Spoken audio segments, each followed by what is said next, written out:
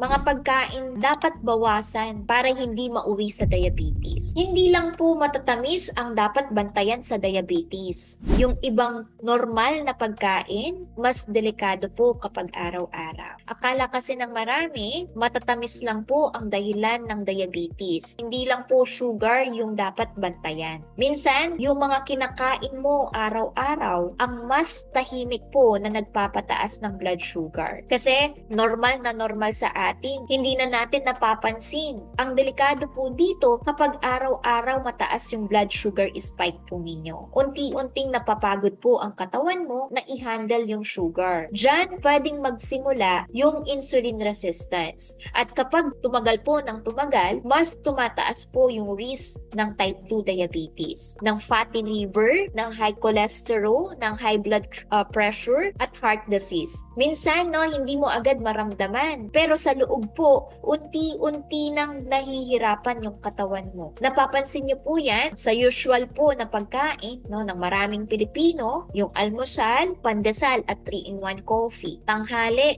maraming kanin, konting ulam. Merienda, soft drinks, 3-in-1 coffee na naman o milk tea. Hapunan, madaming kanin ulit. Tapos, may noodles. Hindi naman po lahat masama agad. Pero kapag araw-araw at paulit-ulit po at kulang sa gulay at protein at fiber at sa movement, doon po nagsisimula na maging problema. Kung puro refined carbs at sugary drinks po ang madalas nyo kinakain, mabilis pong tumaas ang blood sugar. Maglalabas po ngayon ang katawan ng insulin para ibaba po ito. Normal yan, pero kapag paulit-ulit po na mataas yung spike, pwedeng unti-unti hindi na po agad tumugon ang cells sa insulin. Parang kumakatok po yung insulin pero hindi agad nagbubukas yung cells. Kaya mas maraming sugar yung naiiwan sa dugo. Doon po pwedeng magsimula ang insulin resistance. So hindi po kailangan biglang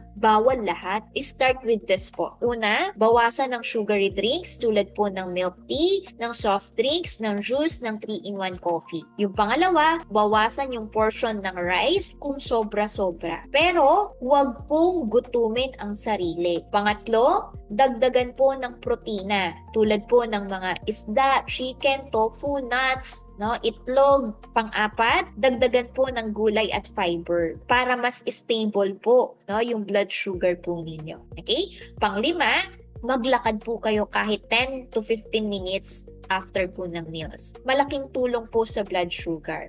Syempre, kailangan po ng actions. Magpa-check up po kayo kaagad.